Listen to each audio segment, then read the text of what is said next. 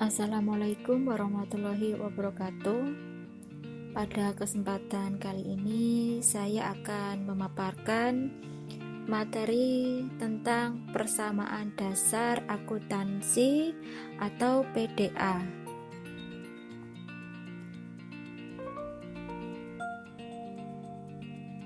Sebelum ke materi persamaan dasar akuntansi, terlebih dahulu kita belajar tentang macam-macam akun dalam akuntansi. Ada 5 akun besar yang minimal harus kita ketahui. Ada harta, utang, modal, pendapatan, dan beban. Ada 3 akun teratas dengan nama lainnya, seperti harta ini nama lainnya aktiva atau aset, kemudian utang nama lainnya kewajiban atau liabilitas, dan modal nama lainnya ekuitas. Jadi kalau ada istilah-istilah lain, teman-teman jangan bingung ya. Kemudian untuk menghafalkannya dapat menggunakan singkatan HUMPB. Nah, pada akun awal dan akun paling terakhir itu saldo normal dan jika bertambah di posisi debit. Sedangkan utang, modal, pendapatan kalau bertambah di posisi kredit. Untuk berkurangnya itu kebalikannya ya.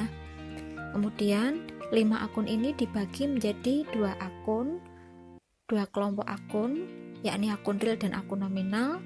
Akun real terdiri dari harta, utang, modal atau HUM. Ini gunanya untuk mengetahui posisi keuangan atau neraca. Kemudian akun nominal ini terdiri dari akun pendapatan beban atau PB, gunanya untuk mencari laba atau rugi pada laporan keuangan, yakni laporan laba rugi. Untuk macam akun harta, teman-teman dapat membaca pada layar ini. Ada 3 ya, harta tidak berwujud, harta lancar, dan harta tetap. Nah, ini ada perlengkapan dan peralatan. Perlengkapan dan peralatan berbeda ya.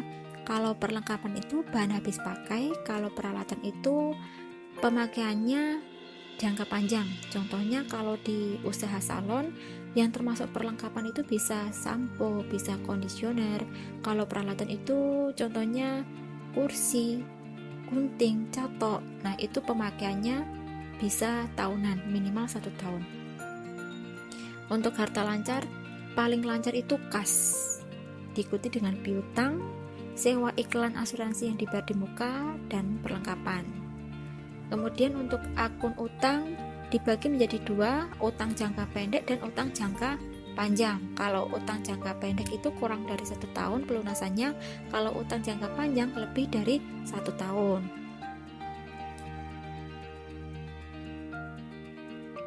Untuk akun modal, pendapatan, dan beban, teman-teman dapat membaca secara mandiri. Lanjutnya untuk latihan soal, piutang usaha bertambah di posisi debit, mesin bertambah di debit, beban iklan bertambah di debit, iklan dibayar di muka masuk akun harta bertambah di debit, sewa diterima di muka masuk akun utang bertambah di kredit, pendapatan dan modal bertambah di kredit. Ingat-ingat HUMPB, akun paling awal dan paling akhir kalau bertambah itu di posisi debit. Selanjutnya jenis transaksi ada 2, transaksi internal dan eksternal.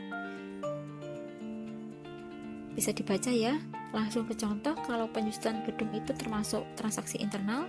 Pembelian peralatan secara kredit ini transaksi eksternal karena berkaitan dengan kreditur. Menetapkan penggunaan perlengkapan itu internal. Pelunasan piutang termasuk transaksi eksternal, dan membayar beban listrik serta telepon itu transaksi eksternal karena berkaitan dengan pihak luar. Kemudian persamaan dasar akuntansi rumusnya aktiva sama dengan pasiva.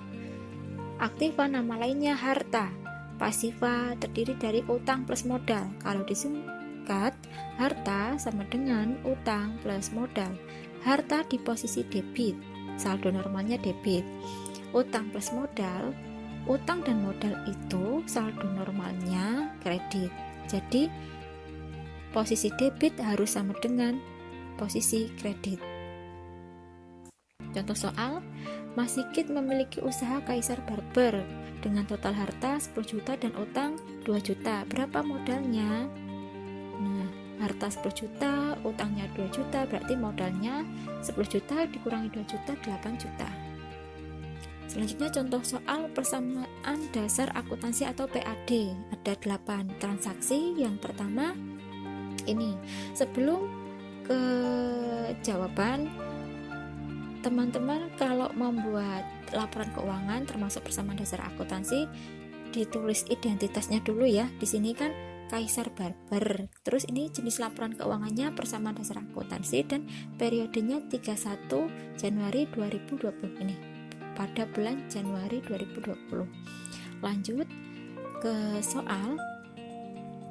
Menyetorkan uang 8 juta. Berarti kasnya bertambah 8 juta. Dan modalnya bertambah 8 juta. Keterangannya modal awal. Nah, di atas ini aktiva sama dengan pasiva. Tadi aktiva nama lainnya harta. Harta kan ada banyak ini di sini ya. Kemudian untuk pasiva itu terdiri dari utang dan modal. Terus ini posisi aktiva harus sama dengan pasiva. Ini ya, balance ya atau seimbang. Di sini 8 juta, di sini juga 8 juta. Kemudian transaksi tanggal 2 meminjam uang di bank. Kalau meminjam uang berarti kan perusahaan mendapat uang nih. Nah, perusahaan mendapat uang masuk di kas. Istilah uang di perusahaan itu kas. Jadi kasnya bertambah 2 juta. Utangnya juga bertambah 2 juta karena meminjam uang di bank. Kemudian sampai sini saldonya balance enggak? Nah, ini dihitung. Di sini 10 juta. Di sini totalnya juga 10 juta, 2 juta tambah 8 juta. Selanjutnya transaksi tanggal 3 membeli perlengkapan secara tunai. Perlengkapannya bertambah 2 juta. Karena dibayar secara langsung, kasnya berkurang. Nah, ini ya, catatan dalam tanda kurung artinya dikurangi. Kemudian saldonya balance enggak? Nah, ini 8 juta tambah 2 juta 10 juta, ini 2 juta tambah 8 juta 10 juta, berarti aktiva masih sama dengan pasiva. Selanjutnya transaksi tanggal 4 membeli peralatan senilai 3 juta secara kredit. Kalau secara kredit itu tidak secara tunai, berarti kan secara utang. Peralatannya bertambah, kemudian utangnya juga bertambah. Nah, saldonya sampai sini masih seimbang ya. Kemudian tanggal 5 memperoleh pendapatan atas jasanya. Kalau memperoleh pendapatan berarti memperoleh uang. Kalau memperoleh uang berarti kasnya bertambah. Nah, kas bertambah, modalnya juga bertambah 200.000. Keterangannya pendapatan jasa. Kemudian ini saldonya masih balance. Nomor tanggal 6 memperoleh pendapatan 50.000. Dibayar bulan depan. Nah, memperoleh pendapatan 50.000 tapi kita belum menerima uangnya. Berarti ini namanya piutang. Piutang kita bertambah, kemudian modalnya bertambah, keterangannya pendapatan jasa. Saldonya masih sama. Kemudian transaksi tanggal 7 membayar biaya listrik. Kalau membayar kan berarti uangnya berkurang. Nah, uang di perusahaan kan namanya kas. Kasnya berkurang. Berkurang berarti dalam tanda kurung modalnya juga berkurang. Keterangannya beban listrik. Nah, sampai sini dihitung masih seimbang. Terus transaksi terakhir tanggal 8 mengambil uang dari usahanya untuk keperluan pribadi. Ini istilahnya prive. Prive itu uang yang diambil oleh pemilik untuk keperluan pribadi. Nah, kalau diambil kan berarti kasnya berkurang, modalnya juga berkurang. Ini saldo-saldonya, dan saldo terakhir aktiva harus sama dengan pasiva. Ini sama ya, 12.950.000 ini juga sama. Terus ini catatan di keterangan, bagian keterangan kita lihat dulu. Di sini ada yang kosong keterangannya, kemudian ada yang terisi. Nah, ini maksudnya kalau akun-akunnya di sini sudah ada, berarti di keterangan tidak ditulis. Tapi kalau di atas ini tidak ada, berarti ditulis di keterangan. Tadi kan akun ada 5, HUMPB. Nah, di atas ini kan harta, utang, sama modal. HUM. Sedangkan pendapatan sama beban kan di sini di atas ini nggak ada. Maka dari itu ditulis di sebelah keterangan. Jadi kalau ada modal dengan modal awal berbeda. Modal awal ini ditulis untuk membantu menulis laporan keuangan. Ini materi akuntansi berikutnya. Tapi kalau di persamaan dasar akuntansi, modal awal harus ditulis di keterangan. Meskipun di atas ini ada. Gitu ya. Kemudian di keterangan ini juga untuk menulis akun pendapatan, beban, dan privilege, di mana di atas ini juga tidak ada. Kemudian untuk yang tidak ditulis keterangannya ini ya, misalnya nomor tanggal 2. Nah, tanggal 2 kasnya bertambah 2 juta, utangnya bertambah 2 juta. Tanpa keterangan kita juga bisa menganalisis. Oh, berarti utang 2 juta, makanya kasnya bertambah 2 juta. Gitu ya. Kemudian tanggal 3, perlengkapannya bertambah 2 juta, kasnya dalam kurung berkurang 2 juta. Oh, ini membeli perlengkapan tapi dibayar secara tunai atau langsung. Gitu ya. Satu lagi, tanggal 4, peralatannya bertambah 3 juta, utangnya bertambah 3 juta. Oh, ini membeli peralatan secara kredit ini karena tidak dibayar secara langsung atau secara tunai gitu. Selanjutnya ini jenis transaksi dalam persamaan dasar akuntansi. Ini ada 3 jenis transaksi, di mana transaksi ini pengaruhnya mengakibatkan perubahan harta dengan harta, kemudian harta dengan utang, kemudian harta dengan modal. Nah, contoh yang transaksi yang mengakibatkan perubahan harta dengan harta itu tanggal 3. Kita lihat tanggal 3 ini ya, aktiva kan sama dengan harta. Nah, akun-akun harta kan ada banyak ini.